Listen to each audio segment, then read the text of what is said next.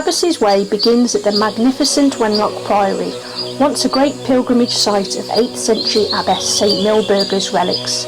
After the Priory, the route ascends the poetry-inspiring ridge of Wenlock Edge. Revel in the rolling Shropshire landscape, especially at the well-positioned Kenley Church, before descending to Langley Chapel and Acton Burnell, with its church right next to a castle built by a bishop. Then by field and road to St Etta's Church, Atcham, and its adjacent rest stop, the Mitten and Mermaid, before the final approach via the River Severn and Rebrook to Shrewsbury Abbey, where a small shrine to the 7th century Abbess St Winifred still survives. Right, welcome back to part 2 of the Abbesses Way. So today I am walking from Acton Burnell here over to the Abbey in Shrewsbury, and it should be about 10.5 miles. So let's go and have a look round Acton Burnell.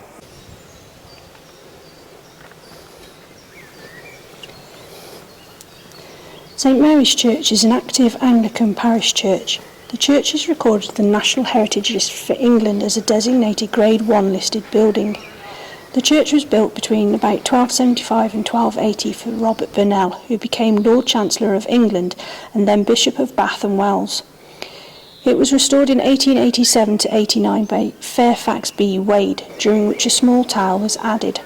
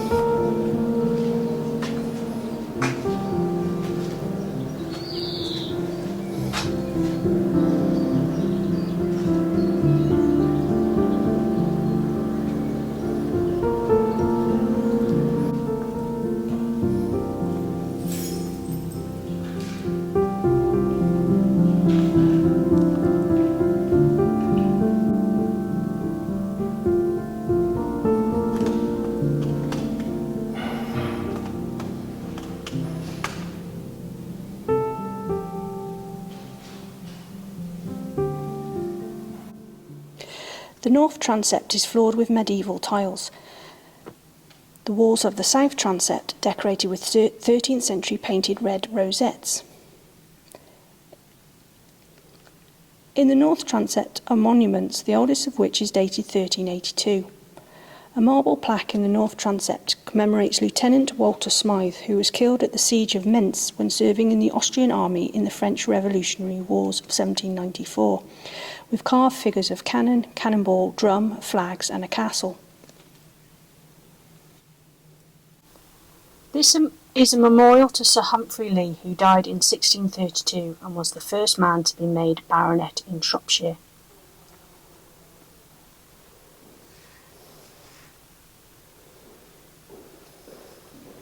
This tomb features the recumbent effigies of Sir Richard Lee, who died in 1591, and his wife beneath a rounded arch. Their 9 children are shown kneeling behind. The flanking piers and arch are decorated with strapwork, and above this rests a coat of arms. Interestingly, Acton Burnell has connections with America that go back to the stirring days of the Declaration of Independence in 1776. Richard Henry Lee, one of the signatories to the Declaration, was an ancestor of the Lee family. So too was General Robert E. Lee, noted commander of the South during the Civil War.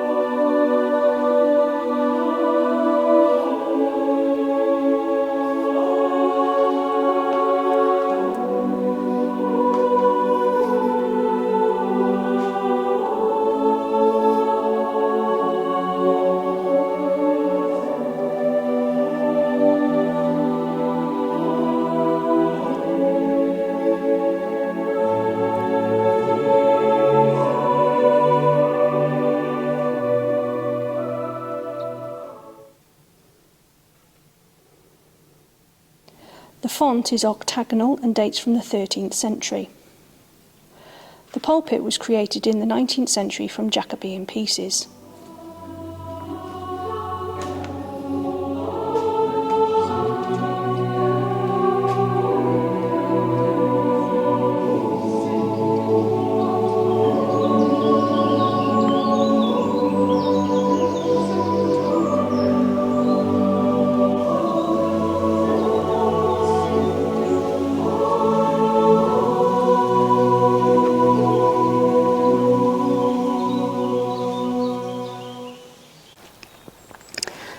So we're just heading away from Acton Burnell Castle, and we're now going to go and head along a long road, and we're going to head towards the little village of Pitchford.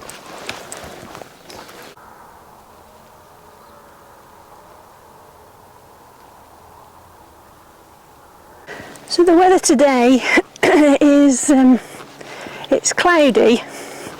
It's still quite muggy. There is a bit of a chance of a bit of rain in the air, but hopefully not. So I must tell you, some of the footage that you'll see today of the churches was pre-recorded earlier on in the summer when it was glorious, so you might see a bit of a continuity change. I do apologise. So I'm just walking through the little village of Pitchford now. It's a lovely little village. The road was actually quite busy coming to here. Lots of tractors and cars. So Pitchford is famous. It's got a very large timber-framed mansion which is slowly being restored by its owners. There we go, so we're just on the road coming out of Pitchford. And there's one of the old gatehouses that used to go down to Pitchford Hall, which is the timber frame building that I was just mentioning. And there you can see Pitchford Hall in the distance. It's an absolute magnificent building. Really is. It's massive inside. If you're ever in Shropshire, Google it, because sometimes they have open days and you can go and have a look round. Really is fascinating. Oh, look at them elderberries. Loads of them.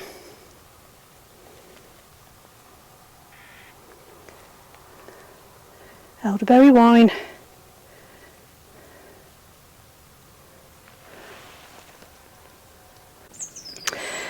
And there's another one of those beautiful gatehouses for Pitchford Hall, and that lane down there takes you down to Pitchford Church and Pitchford Hall. Right, we're turning off the road, well, kind of, and we're going down this road down here that I'm presuming eventually turns into a footpath.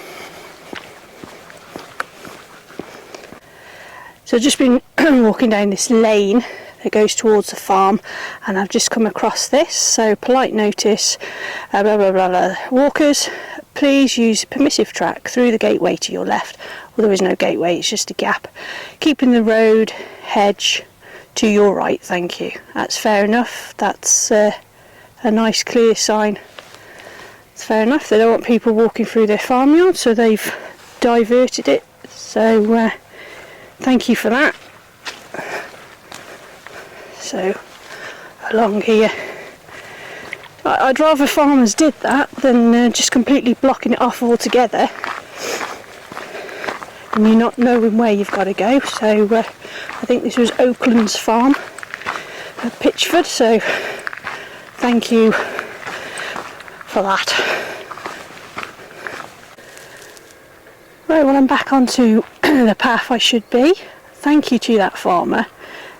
Yeah, so he'd done a diversion, pretty much a semicircle around his farm, just so people don't walk through, I suppose, what could be a busy lane and a busy farm, and then there's a house at the end there where they've got all seated area outside, so they don't want people traipsing past. So well done to him. He cleared a pretty wide track around the edge of the field, and put like stone and stuff down. So yeah, thank you and well done. I think more farmers should perhaps be a bit more like that, instead of just blocking off gates because you don't want people walking through. Just put a little diversion in around one of the fields. So yeah, so we're back on the route now. Yeah, we're back in Nettle City. It's not quite Jurassic Park. It's more like I'm going hunting for gorillas or something.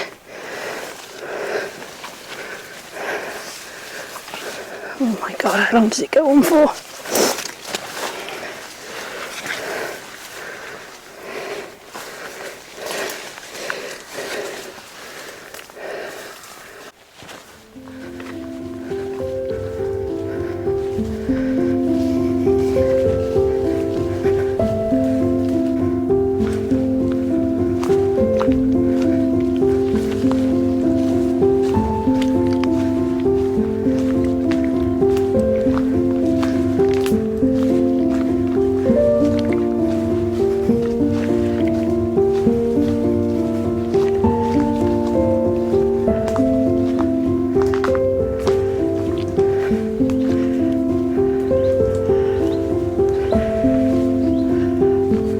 Spy water.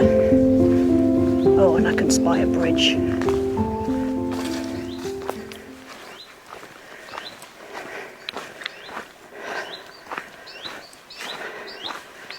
That looks fairly deep. Wow. This looks familiar.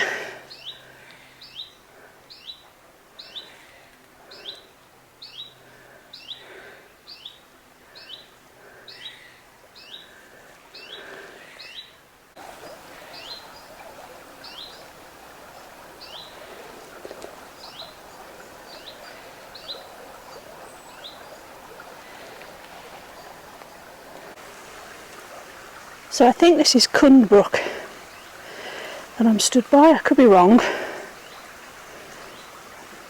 but I'm going towards Berrington and that's going back towards Hitchford, Acton Burnell, so it could be the Cundbrook.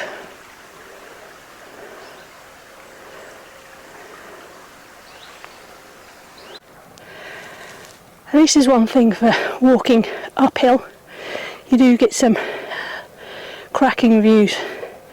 So over in the distance, if I zoom in, you can see the Lawley to the left and Caradoc to the right. And then if we just pan round,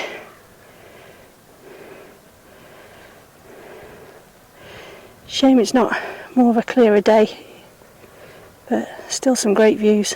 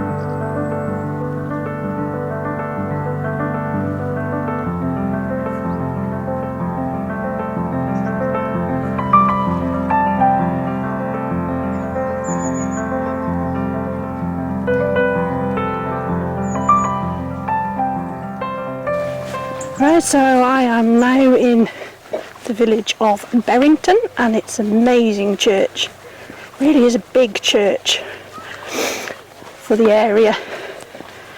So I'm going to stop here, have a drink and something to eat, and we shall have a look around inside and outside.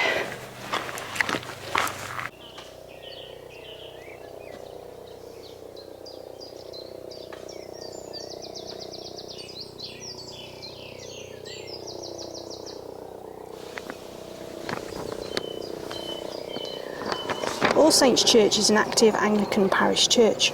The church is recorded in the National Heritage List for England as a designated Grade 1 listed building.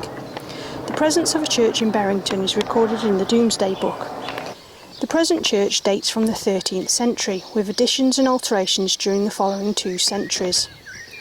The church was restored in 1877 by E. Haycock Jr., when the south porch was also rebuilt. All Saints is constructed in red sandstone with tiled roofs. The tower is in perpendicular style. It has 2 stages with diagonal buttresses, a battlemented parapet and a pyramidal roof.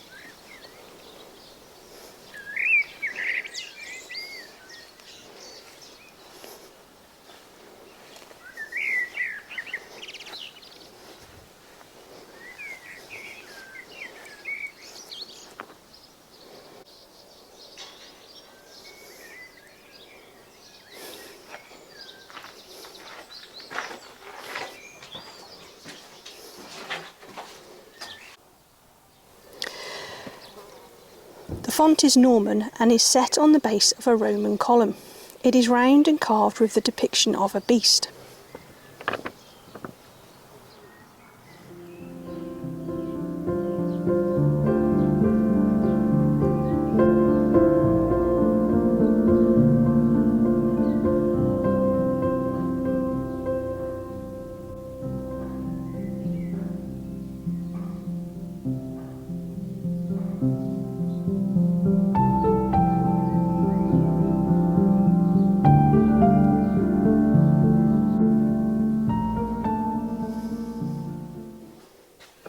The pulpit dates from 1861 to 1862, and the monuments include the wooden effigy of a knight dating possibly from the early 14th century, locally known as Old Scriven.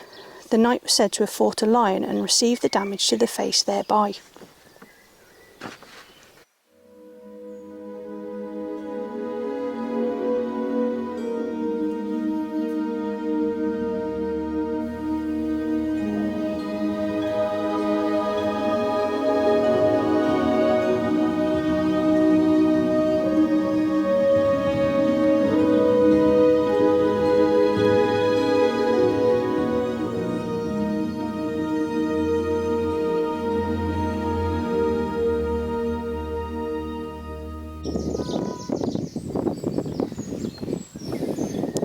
To the south of the church is a sundial dating from the 18th century. The parish war memorial to local dead of both world wars is in the form of an obelisk sculpted by Landucci and Sons, and it stands in the old churchyard. Among the names listed being Pilot Officer Montague Holton Harrop, victim of the World War II friendly fire incident known as the Battle of Barking Creek. The churchyard's extension contains war graves of 2 soldiers of World War I.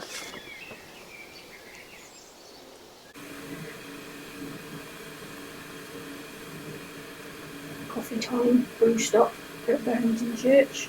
Just sat in the porch.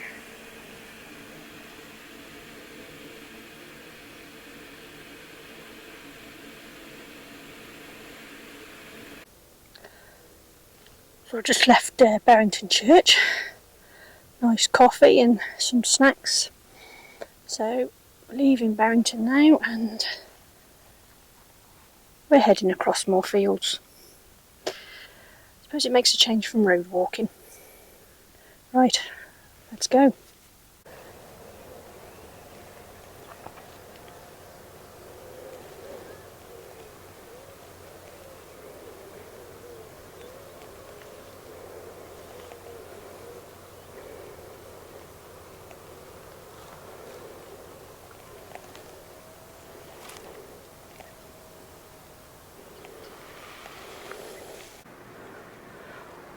Warning, dangerous sight. It's not a sign you want to see, is it?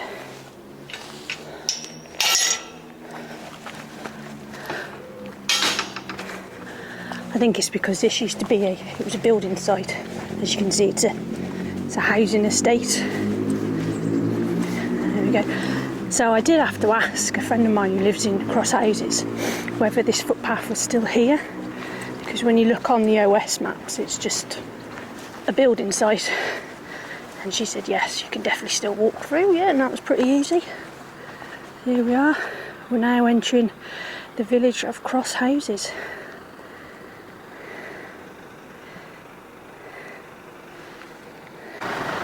So just before I came out on this housing estate, I walked along a footpath, and it went past the old, what I presume was Cross Houses train station. I never knew that was there. I couldn't film it because there was a woman there, looked like she got a cattery or something, so I couldn't film. Yeah, I never knew that was there. So I'm just going to cross over this busy road here at Cross Houses, so just point something out. So if you can see the chimney in the distance, just over there, and then there's another big building with windows to its right.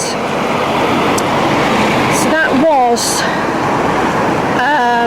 the workhouse here at Cross Houses. I think it was called Berrington Workhouse, and then it was Berrington Hospital, and a lot of injured servicemen in the First World War went there. And then I think it became Cross Houses Maternity Hospital, and that is where my mum was born in 1948. And then I'm not sure if it was still a maternity hospital up until it closed, or if it was just a normal NHS hospital. But yeah, then it closed and was empty for a while, and it's now been converted into apartments and houses. I'm not sure if I would want to actually live in the bit that used to be the workhouse and hospital block, but there you go. Right, we are going up that road there, and that is going to take us to Atcham.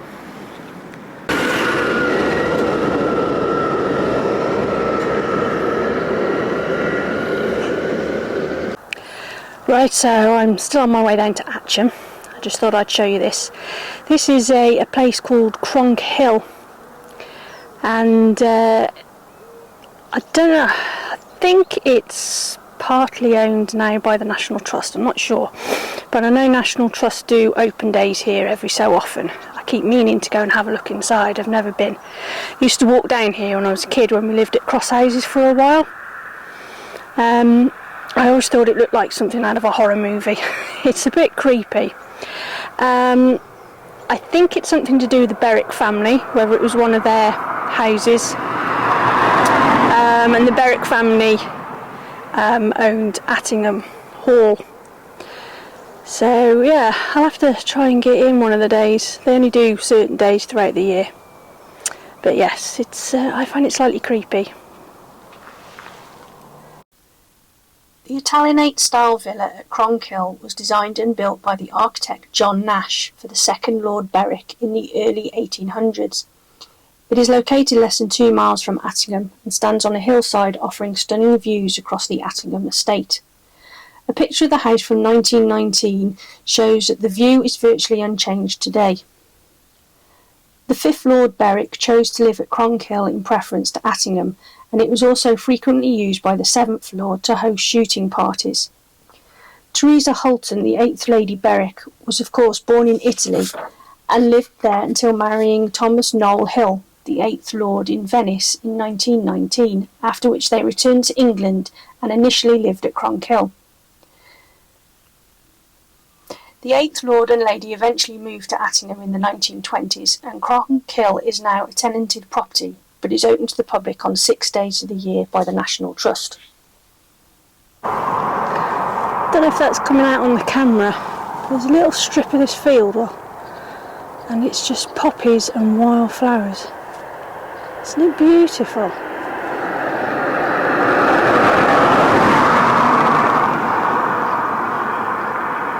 It really is pretty.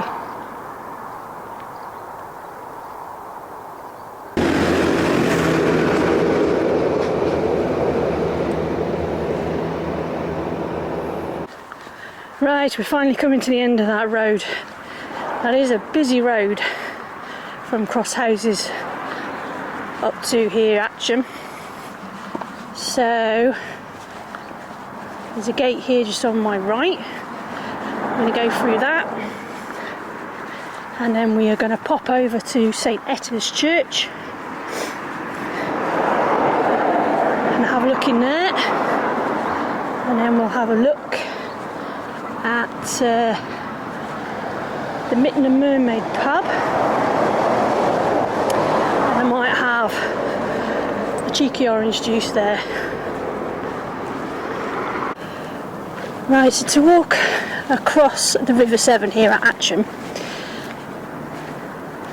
we walk across this old stone bridge here.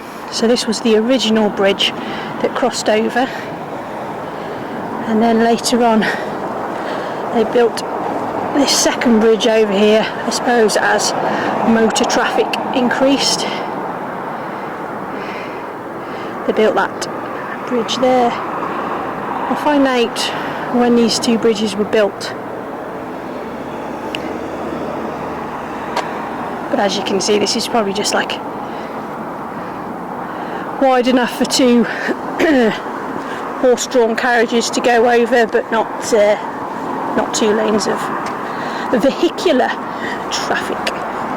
Well, you know what I mean, cars, lorries, that kind of stuff. There we go.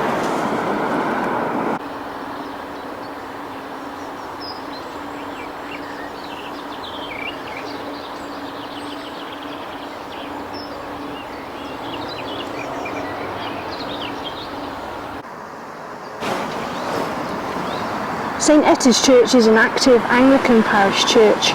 The church is recorded in the National Heritage List for England as a designated Grade 1 listed building. Its dedication to Etter of Hexham is unique.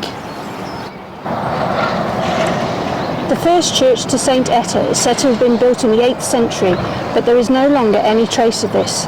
A church was present on the site by 1075.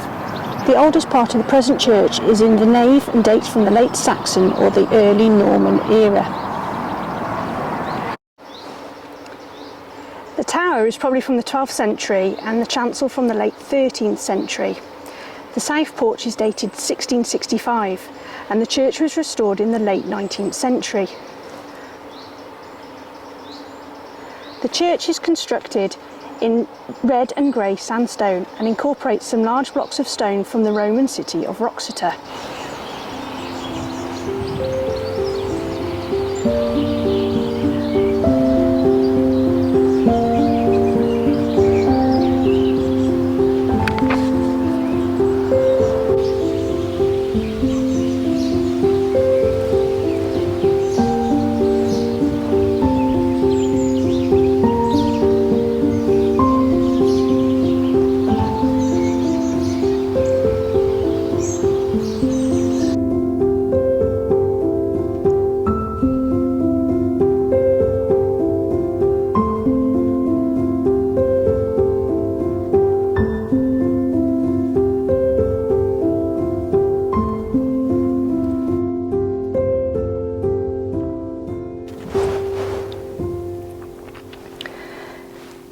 The octagonal font is dated 1675 and the reading desk contains 17th century panels depicting the parable of the prodigal son.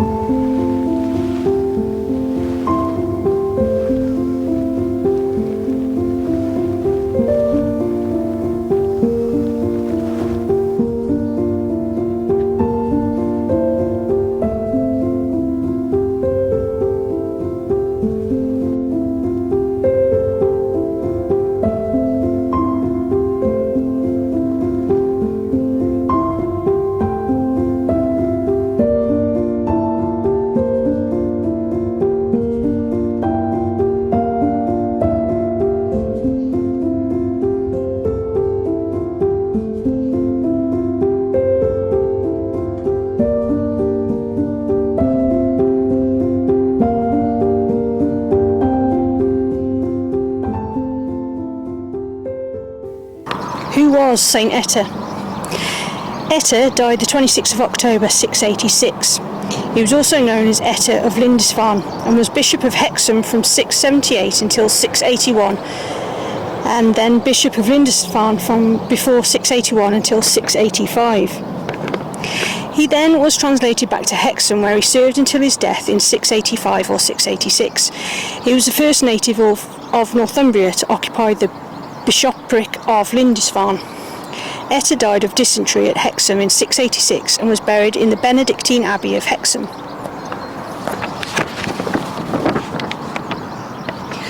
Like most of the early saints in the English Church, St Etta was canonised by general repute of sanctity among the faithful in the regions which he helped to Christianise.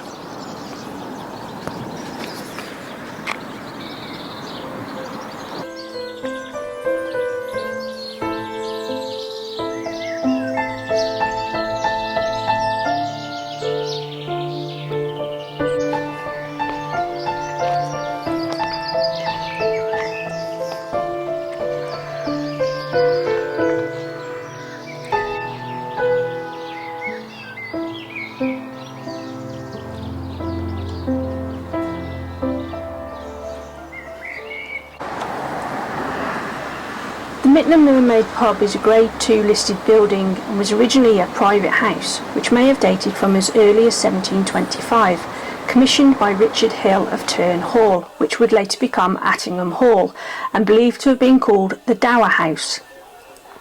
In the 1770s, Noel Hill altered or rebuilt the building, whereupon it was described as a handsome inn by Atcham Bridge. In 1775, William Bennett, Noel Hill's former butler, became the innkeeper of what was then called the Talbot Arms. By 1793, the Talbot Arms was a major coaching inn on the London to Holyhead route and became the dropping-off point for packages for Attingham Hall. In 1833, the Talbot Arms was renamed the Berwick Arms when William, 3rd Lord Berwick, returned from working in Italy as a diplomat following the death of his brother. In 1873, the building was altered and it was reverted to being a private residence once more, named Atcham House. Bertram Clough William Ellis was the author, architect and creator of Portmeirion Italianate village in North Wales. The emblem of Portmeirion was a mermaid, and his daughter Susan used it as the emblem for Portmeirion pottery. Clough William Ellis made several visits to Attingham Hall, and in 1932 he proposed to lease Atcham House and convert it into a licensed hotel and staging post. The lease was settled in 1933 and the name changed to the Mittenham Mermaid. The mermaid from the logo of Portmeirion, and Mitten after the Shropshire eccentric Mad Jack Mitten. The Mittenham Mermaid remained the property of Lord Berwick until 1951, when it was sold to Mitchells and Butlers Limited. It is now owned by Brunning and Price, who have done an amazing job of restoring this fascinating building.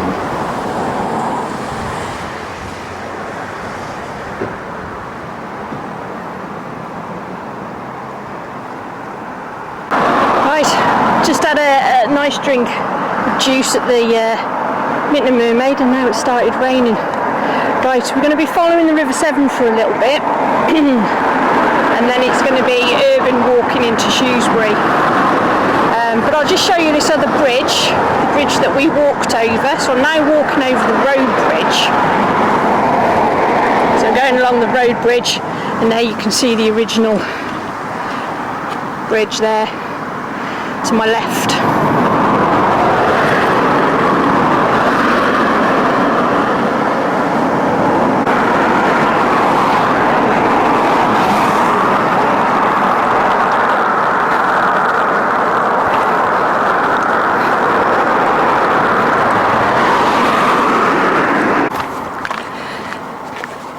So we're still along this road here, coming out of Atcham.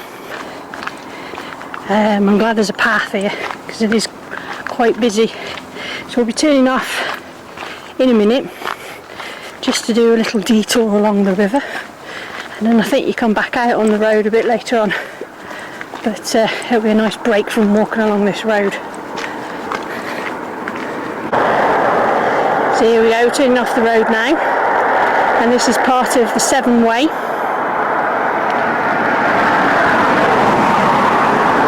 which,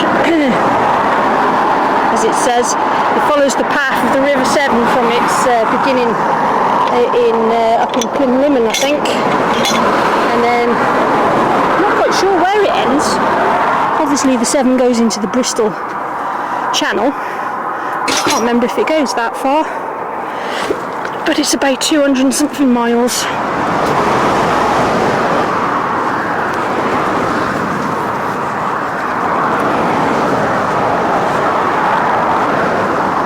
But these damsons,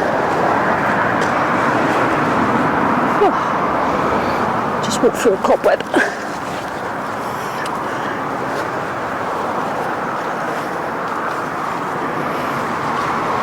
All I can smell as I've been walking along by the river is Himalayan balsam, which is that pink flower down there.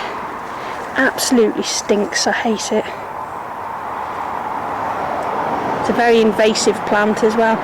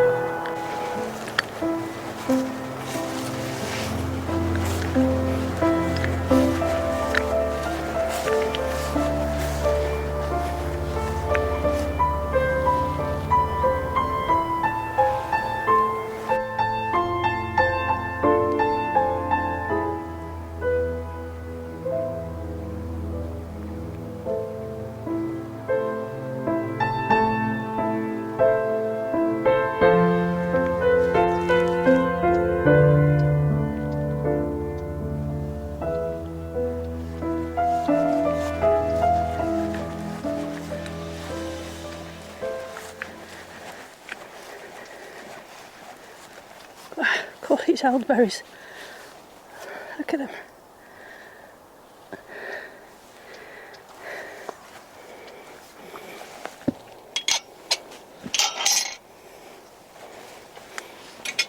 Absolutely full.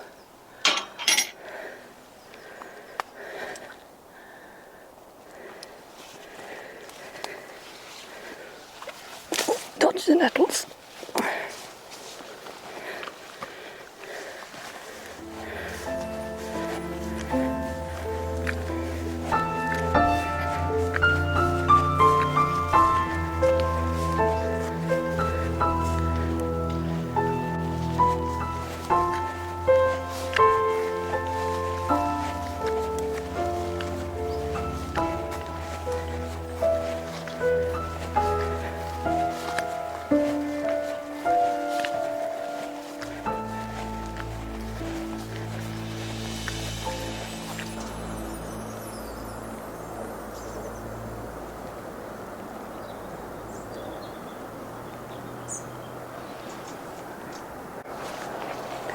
I don't know if you can see, but my trousers are a bit wet.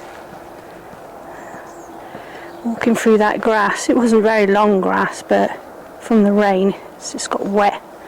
Yeah, so the bottom of my trousers are a bit soggy, so I'm hoping they're going to dry out before I get into Shrewsbury. And I can feel a bit of wet on my one sock, but I think that's where it's run down my leg rather than coming in through my boots.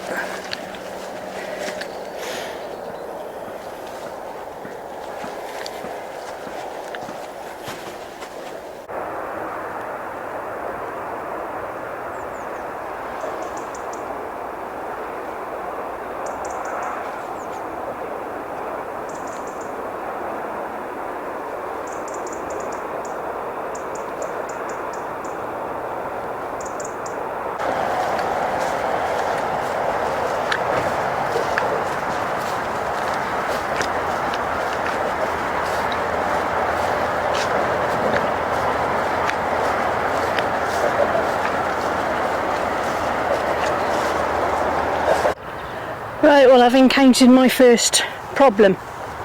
I'm supposed to follow this track up and out onto the road. don't know if you can see on my watch, it's telling me, but it says no public access or right of way. So I don't know how I'm supposed to get out of this field now.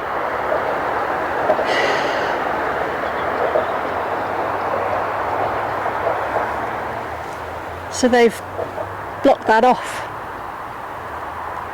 But that's definitely the way I'm supposed to be going. Up and up there and out onto the road.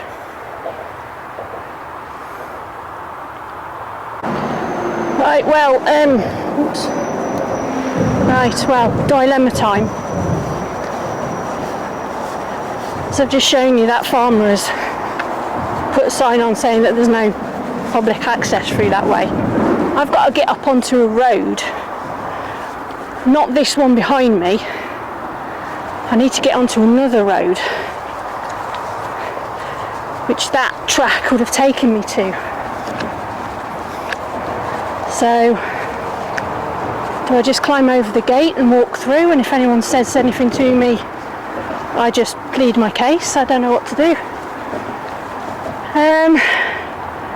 I might go up this path here just behind me and see if I can get out onto the road. If not, I'm going to have to come back down and climb over that gate.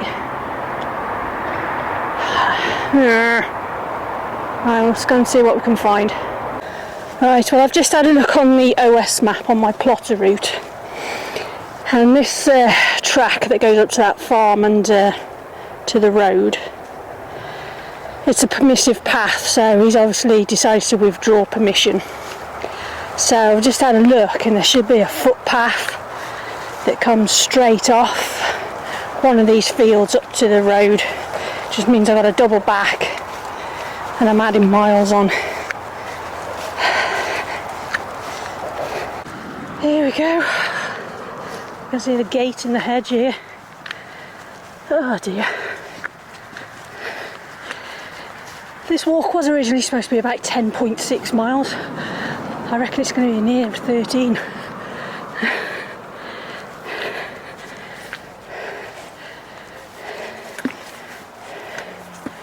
There we go, I'm going to come out onto the busy Emstree Road. Well, there is a path.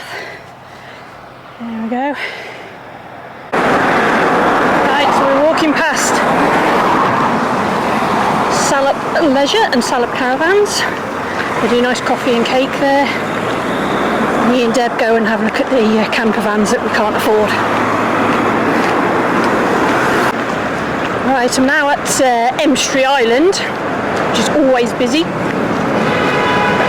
And there's always people in wrong lanes getting blasted at. So I'm not quite sure where I've got to cross over and which way I'm going.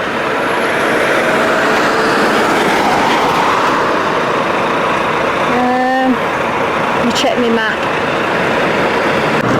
Right, so just had a look at the map, and I've got to go, not this first turning, but the turning that goes up there. And the only way I can get round safely and cross is to go up here and round and round.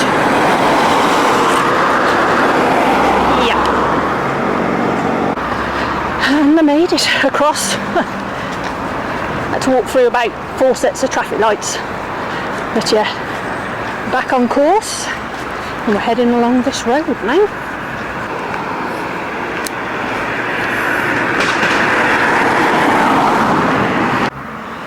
Right, finally come off that busy road now. I went to Greg's and had a custard donut. Oh, it was very nice, and I needed the sugar.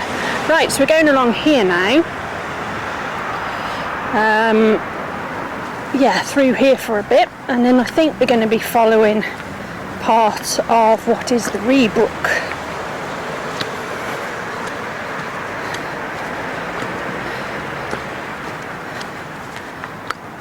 Not going to lie, I'm starting to ache now. I feel it a bit in my feet. I was doing alright until I got to that bit where that gate, I couldn't go through the gate. And when I came out the other side, walked along the road, I saw where it would have come out, and it was a gate that was barbed wire, so I definitely don't want people walking through there. If it's a permissive path, they have the right to do that. It's just slightly annoying. I had to double back and do extra. So yeah, up until then I was feeling alright, but I'm a bit achy now.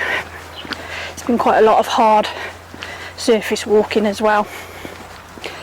But I don't think there's too far to go now.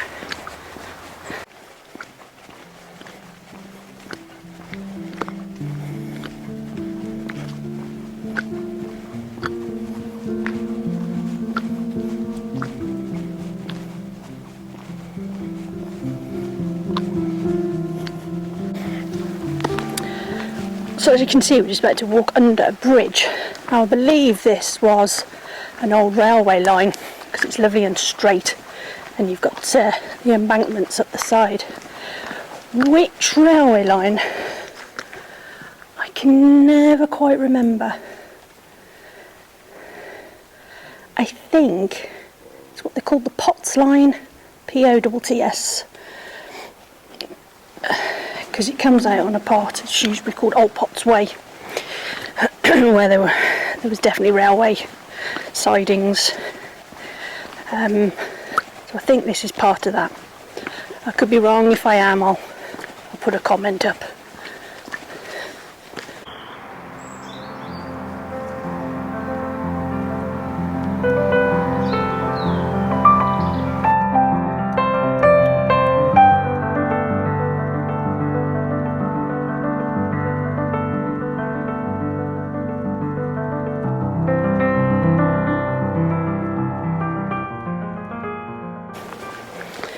The sun's come out, just makes this path look lovely. Just seen I don't know if you saw it, I'll put some pictures up. There was a blackbird, a male blackbird, just absolutely feasting on all the elderberries.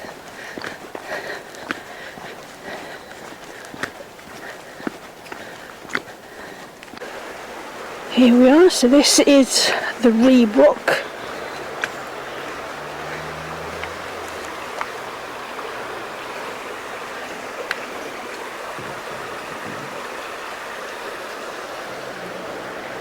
We're following it that way. Oh, I can actually put my feet in there right now if I had the chance.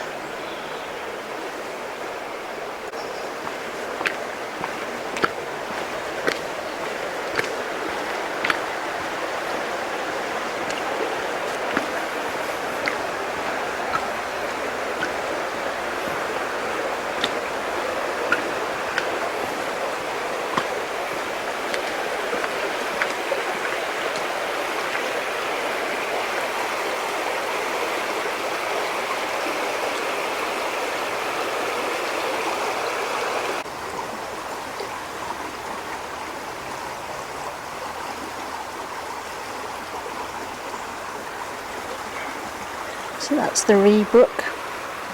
So this area is the Ree Brook Nature Reserve, and you wouldn't think that we're going to, there's a squirrel, that we're going to come out into quite a busy part of Shrewsbury. It's nice to have these little pockets, of nature right by busy urban areas, really.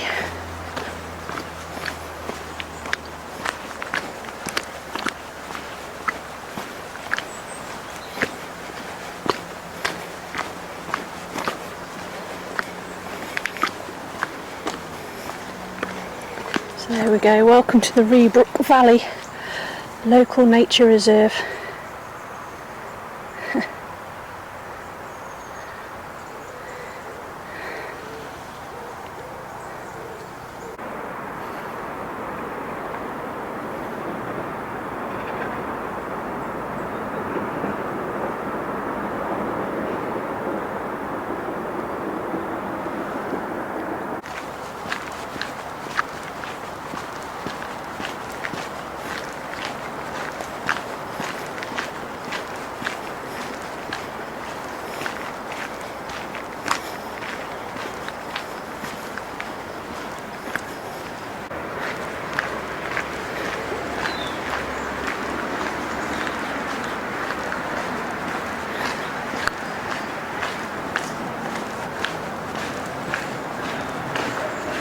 Oh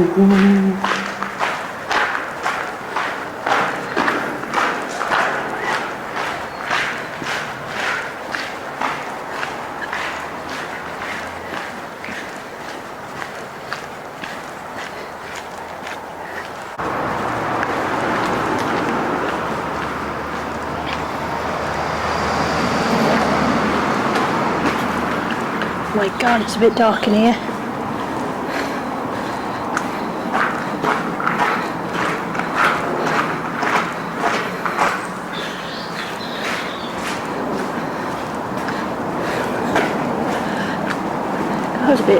That was a bit creepy.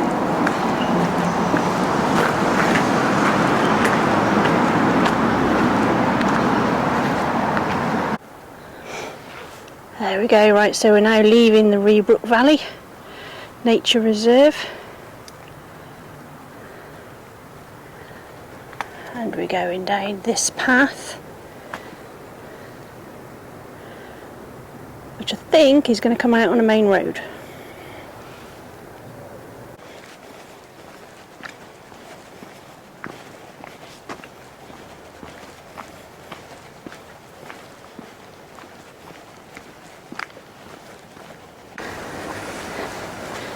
Here we go, so we've just come in.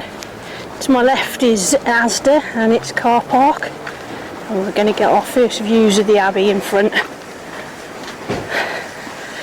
That is a welcome sight, and I can understand these pilgrims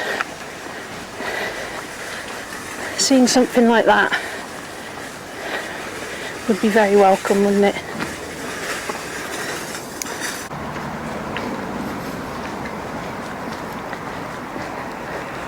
An impressive building, isn't it? And you know, back in the, I don't know when these pilgrimages started, the 1100s, 1200s, that would have just towered above everything else. Well, it still does now, but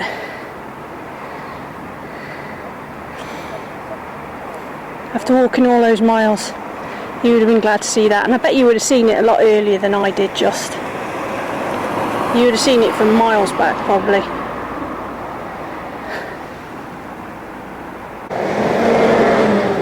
So this here is the pulpit from the original Abbey. The big sandstone building is not. It's the Abbey Church. It's the church of the Abbey that was originally here. So even though they call it Shrewsbury Abbey, it's the Abbey Church.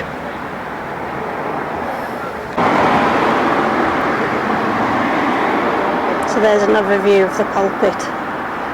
You can't actually go into the area where it is because there's a gate and it's locked.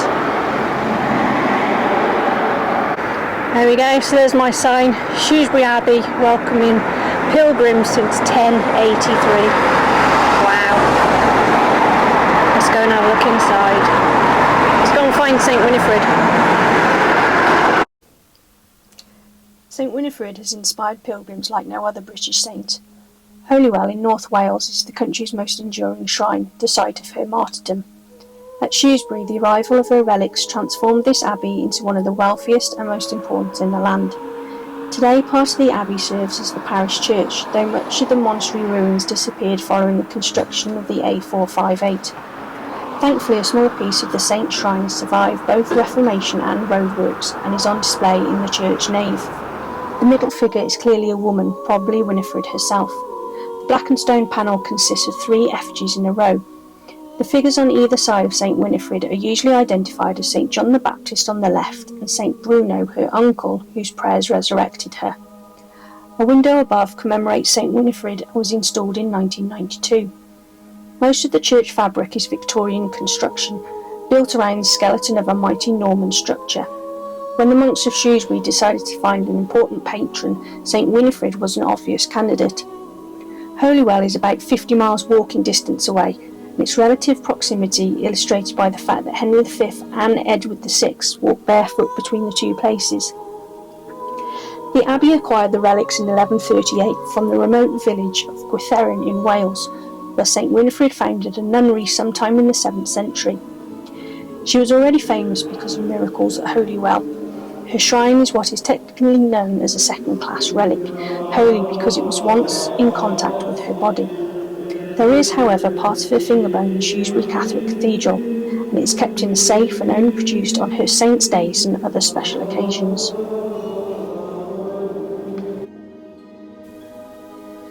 Saint Winifred was a Welsh virgin martyr of the 7th century. Her story was celebrated as early as the 8th century, but became popular in England in the 12th when her hagiography was first written down.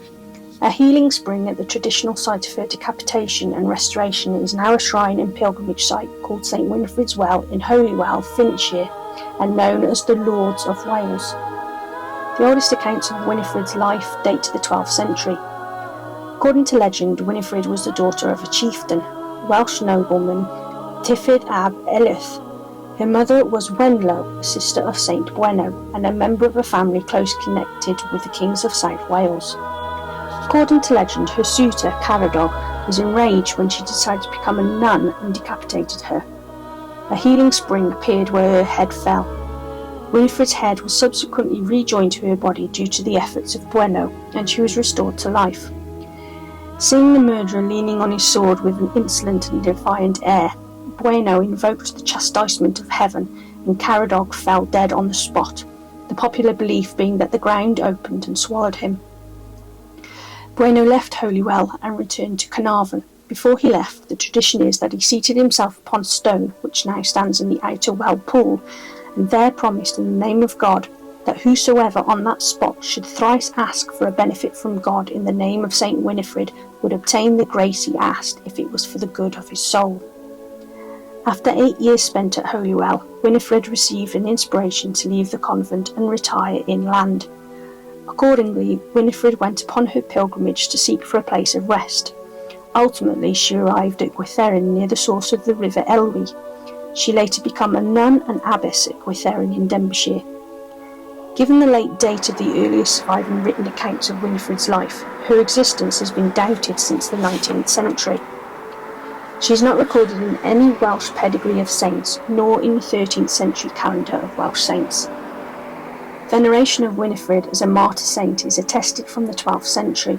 She is mostly venerated in England, not in Wales. In 1138, relics of Winifred were carried to Shrewsbury to form the basis of an elaborate shrine. To further enhance the prestige of the Abbey, Abbot Nicholas Stevens built a new shrine for St Winifred in the 14th century, before then having some monks steal the relics of St Bwenno from Rhywell and installed in the Abbey church. Although the Abbey was fined, it was allowed to keep the relics. The shrine and well at Shrewsbury became major pilgrimage goals in the late Middle Ages, but the shrine was destroyed by Henry VIII in 1540. Another well named after St Winifred is found in the hamlet of Woolston near Oswestry in Shropshire. According to legend, it is thought that on her way to Shrewsbury Abbey, Winifred's body was laid there overnight and a spring sprang up out of the ground. The water is supposed to have healing powers and be good at healing bruises, wounds and broken bones. The well is covered by a 15th century half-timbered cottage. The water flows through a series of stone troughs and into a large pond, which then flows into a stream. The cottage is maintained by the Landmark Trust.